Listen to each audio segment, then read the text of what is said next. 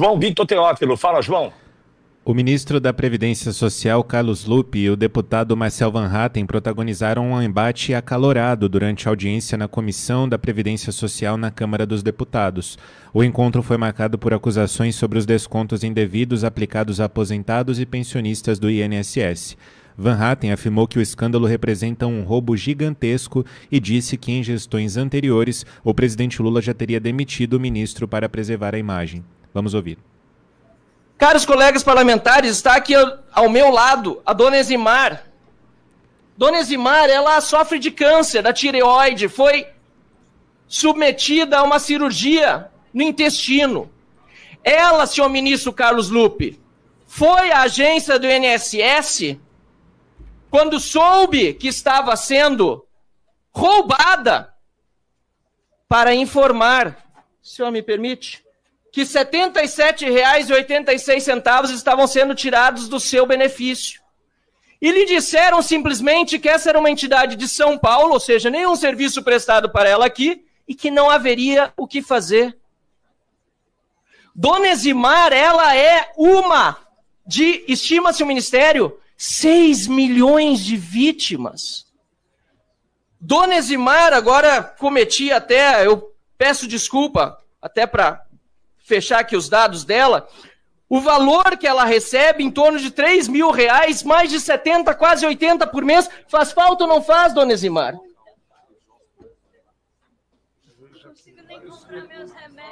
Não consegue pagar os remédios, senhor presidente. Estava dizendo que tem dificuldade para comer. E o ministro Carlos Lupe vem aqui dizer que essa roubalheira sempre existiu, que é culpa do governo passado. Não. Dessa monta, dessa forma e sem a supervisão, sabendo que tinha problema, nunca aconteceu, ministro Carlos Lupe, na história desse país. E tá aqui a dona Eximar, que foi reclamar já há quase 2 anos. E Vossa Excelência sabia e nada fez. E a agência do INSS sequer foi orientada sobre o que fazer, senhor. Silvio, quando a gente ouve essa fala do Van Hatten, eu concluo, e veja, eu estou aqui no campo do achismo e da opinião, né, mas eu estou concluindo que, de fato, há um conluio. Quando da operação da Polícia Federal, Silvio, eu trouxe aqui para a programação da Ouro Verde um advogado especialista em direito previdenciário, e ali ele se surpreendeu, um advogado experiente, para mim um dos mais renomados aí do Brasil, o Ailton Tipol Laurindo é o nome dele, o Tipol, querido amigo, ele se surpreendeu, Silvio, quando ele descobriu que dentro do meu INSS, aquele aplicativo, aquela plataforma do Instituto, existia a possibilidade de você suspender cobranças indevidas de associações, confederações e sindicatos. Mas espera um pouquinho, eu entendo que primeiro tem que haver a autorização para cobrança, e aí se eu quiser, mediante a minha autorização, eu procedo a suspensão do pagamento, né, do desconto dentro do meu benefício. Silvio, chegamos ao ponto, então, de poder assim acreditar, a gente está falando de Carlos Lupe, tem uma historinha boa para contar, né, que de fato há um conluio, porque se o INSS te dá a possibilidade de você pedir a suspensão de uma cobrança indevida, é porque ele mesmo autorizou, Silvio. Ele mesmo autorizou, Pitoli. E como é que funciona isso, principalmente do ponto de vista dos alertas que chegaram ao ministro Carlos Lupe? Aliás, Carlos Lupe deu uma entrevista nesta semana ao jornal O Globo, na qual ele disse que sabia o que estava acontecendo. Portanto, no mínimo, é um crime já previsto no Código Penal, artigo 319, de prevaricação. No mínimo. Ele não freou para estancar o que estava acontecendo ali.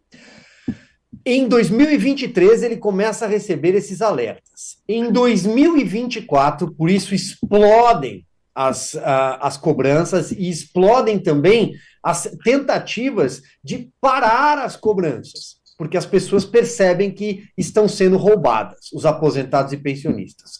Existe uma instrução normativa do INSS de maio de 2024, número 162.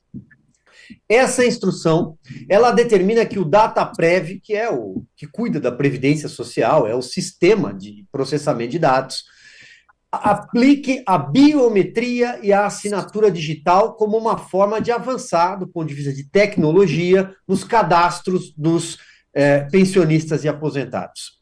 Ocorre que o DataPrev não consegue implementar isso em tempo hábil. Não é algo simples, convenhamos. Estamos falando de um universo de quantas pessoas? Milhões de pensionistas e aposentados. Porque os sindicatos querem, segundo eles, argumentavam na época, eram 11, depois viram 30 e por aí vai, eles queriam aplicar alguns benefícios, oferecer algumas coisas para essas pessoas. Por exemplo, um desconto num plano de saúde, uma academia, um crédito consignado, que toda hora eles batem a porta, eles telefonam para as pessoas oferecendo dinheiro, mas isso era impossível de se aplicar. Onde é que eu quero chegar, Pitoli? Um desses sindicatos, cujo vice-presidente é o irmão do Lula, Frei Chico, isso saiu na imprensa nesta semana, pede ao INSS uma, abre aspas, solução temporária, uma solução transitória, até que a biometria e a assinatura digital estejam completamente implementadas. Qual é a solução transitória? Bom, uma autorização para que os sindicatos busquem a biometria em redes sociais. Do que eu estou falando? Busque uma foto do aposentado em redes sociais, busque uma assinatura em qualquer meio de internet. Se em algum momento você tem um cadastro, e o Brasil não tem cadastro único para tudo, mas se em algum momento você assinou algum documento, a sua assinatura serve, e isso começa como uma enxurrada. Eles passam a cobrar dessas pessoas.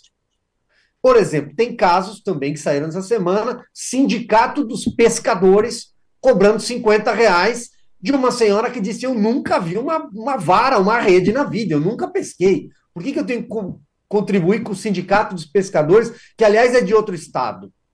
Nós trouxemos outros exemplos aqui. O Marcel Van Hatten estava ao lado de uma senhora, Eximar, se eu não me engano, anotei aqui. Ela chora, dá para ver que ela chora durante a fala do deputado Marcel Van Hatten, que é uma fala indignada com toda a razão. Imagine o que é R$ 77,86 no salário dela, nos vencimentos dela, que tem dificuldade para comprar remédios. Eu fico imaginando e falo com base na minha régua. Não sou aposentado, estou longe disso, Pitoli, mas R$ 77,86 faz uma grande diferença para mim. Eu vou ao supermercado, à feira, eu sei o que eu consigo comprar com R$ 77. Já que está tudo muito caro, esse 77 faz diferença. Então isso é uma crueldade, é tirar dinheiro de quem já ganha pouco. E um esquema que sim, que tem o DNA da esquerda, tem o DNA dos sindicatos que só voltam em governos de direita. O governo Jair Bolsonaro tinha farra de sindicato? Não tinha. Nem no governo Temer não tinha farra de sindicato. Sindicatos eles só se espraiam, eles só avançam em terreno fértil. Eles só avançam quando eles têm um presidente que bate no peito e é sindicalista, um ministro que está à frente de um grande, pelo menos o ministério dele é o guarda-chuva de um grande escândalo de corrupção e diz que é sindicalista.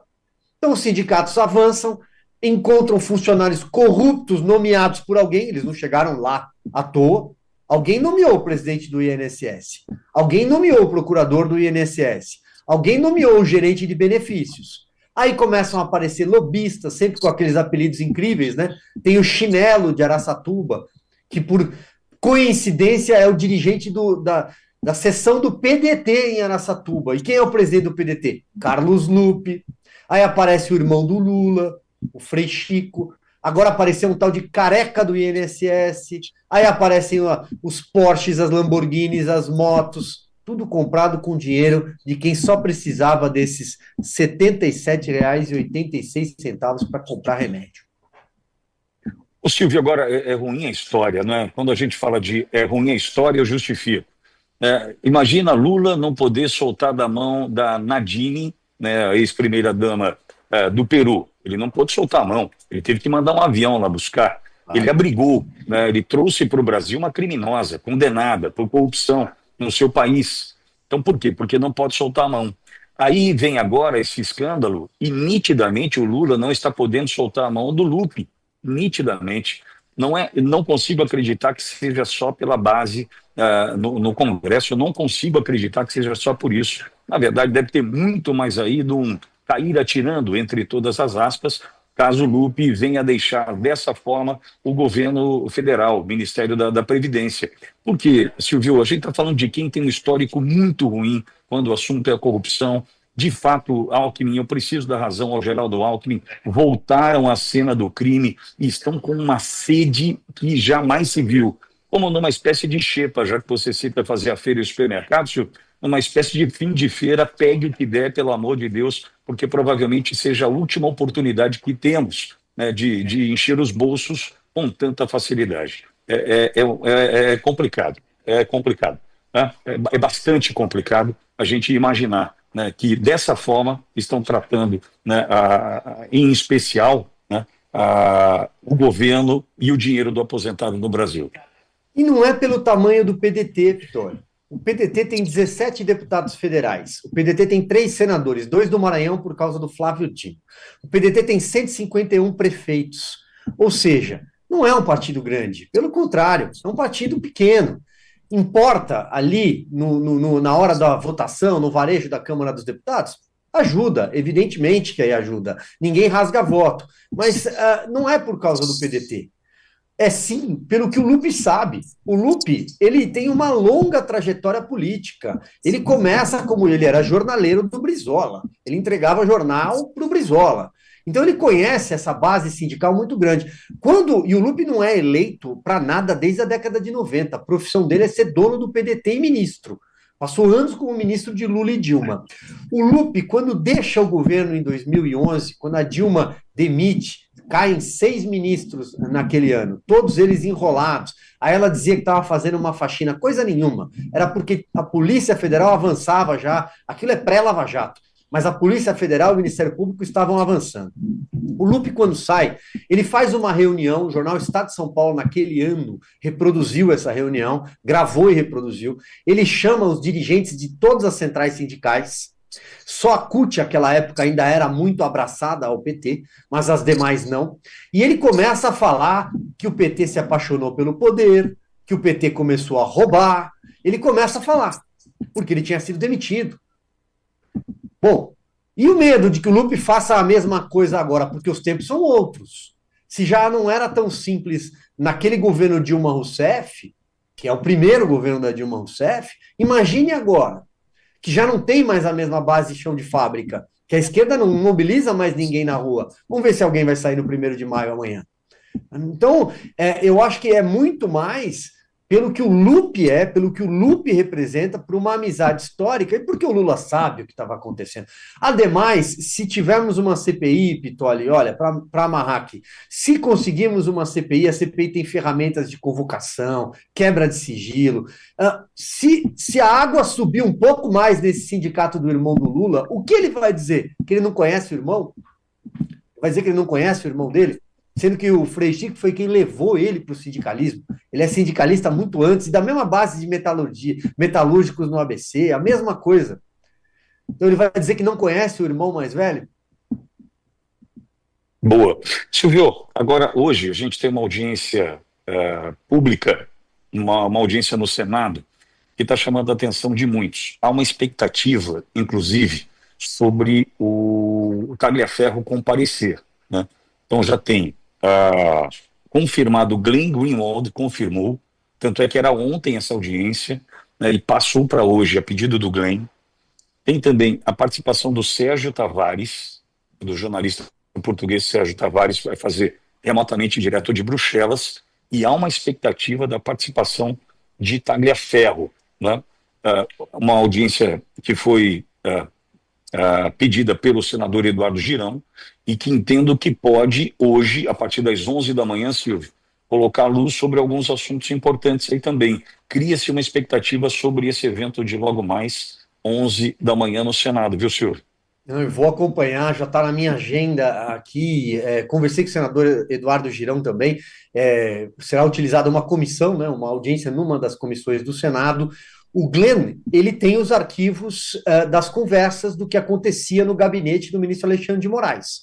Essas conversas foram reveladas pelo jornal Folha de São Paulo, ele assina as reportagens junto com o Fábio Serapião, que também é repórter, e são conversas onde aparecem as trocas de mensagens de use a sua criatividade para tentar perseguir determinadas pessoas, por exemplo, a Revista Oeste. Aparecem diálogos como da vontade de mandar lá um jagunço para pegar o Alan dos Santos nos Estados Unidos, colocar ele num avião. Aparecem frases como quando o ministro Alexandre de Moraes cisma é uma tragédia, e são diálogos em que o Tagliaferro participa, ele é perito, participa também um juiz auxiliar do gabinete do ministro Moraes, e fica claro, pelos diálogos jamais negados, ninguém até hoje veio a público dizer que os diálogos são fraudados, de que foram inventados. Ninguém. Portanto, tomo como verdadeiros. A partir daí, acho que a Folha de São Paulo teve esse cuidado também para publicá-los. Se são verdadeiros, havia uma mistura perigosa e absolutamente ilegal entre o que acontecia no Tribunal Superior Eleitoral, à época chefiado por Alexandre de Moraes, e o que acontecia no gabinete no Supremo Tribunal Federal, que é uma espécie de central de todos os inquéritos. Eles se misturavam sem ofício, sem a parte legal da coisa. Portanto, é tudo muito obscuro e o Glenn pode jogar luz, né, em tudo isso. O Sérgio Tavares gravou um vídeo, é um tema muito delicado, já essa seara. Ele gravou um vídeo com o Oswaldo Eustáquio e, portanto, eu acho que tem de ouvir o que o Sérgio tem a dizer. Nesse caso, eu prefiro ouvir o que o Sérgio tem a dizer, em que circunstâncias tudo aquilo aconteceu. O Tagliaferro gostaria muito que ele falasse para o bem do Brasil, se não para o bem dele também, né, para dormir com a cabeça mais tranquila, mas para o bem do Brasil, para que o Brasil entenda tudo o que aconteceu nos últimos anos de forma sigilosa. Mesmo porque o Tagliaferro tem aquela fala dele, Silvio, que fala de ameaça de morte, né? Tem uma fala medo dele naquela conversa, né? Fala sobre ameaça de morte, o que complica ainda mais essa história, né? Então há uma expectativa sobre o Tagliaferro e com relação ao Glenn, né, o começar a publicar e o deixar de publicar, que corre no bastidor, que também se deu em função de ameaça até contra a própria família. Então, entendo que é uma oportunidade do próprio Glenn, né, usar desse espaço para, quem sabe, trazer um novo rumo para que essas publicações voltem a acontecer desse conteúdo, né? E se de fato foram ameaçados, todos eles ou qualquer um deles que a gente cita aqui, é importante que eles digam como essas ameaças chegaram. Como chegaram essas mensagens? Por meio de quem? Quem levou olha, o tome cuidado? Quem foi que disse tome cuidado? Eu acho que isso é importante também. Até para que a Polícia Federal investigue, falamos da Polícia Federal aqui, a Polícia Federal pode investigar se houve ameaça, quem ameaçou e por quê. Exatamente. Silvio, e sábado tem Fatos Sem Narrativas? Sempre tem, Pitoli. Obrigado pela lembrança. Sábado às 11 horas, a gente faz nosso programa ao vivo, sorteio de livros, falamos sobre história, sobre literatura. O programa completou 1 ano nesse último final de semana e a gente segue firme aqui na nossa missão de tentar levar um pouquinho de cultura, de livros, de história para todos que querem aprender. Silvio, e no YouTube também na TVD, né? A gente está na TVD também, no 581, e na Parabólica, e no canal do YouTube, só procurar pelo meu nome, também pelo X, o nosso amigo Elon Musk permite que a gente transmita pelo X, então a gente tenta levar a nossa mensagem sempre para mais longe. Quem tem interesse, tiver no finalzinho da manhã de sábado, puder dar uma passadinha por lá, e ainda deixa o nome, quem sabe a gente manda um livro para sua casa, um livro, a gente faz uma curadoria, não manda qualquer livro não. Nobre trabalho, valeu Silvio, obrigado, viu meu? Então, eu que agradeço, um ótimo retorno para o Brasil para você, uma boa jornada para toda a equipe, até quarta que vem.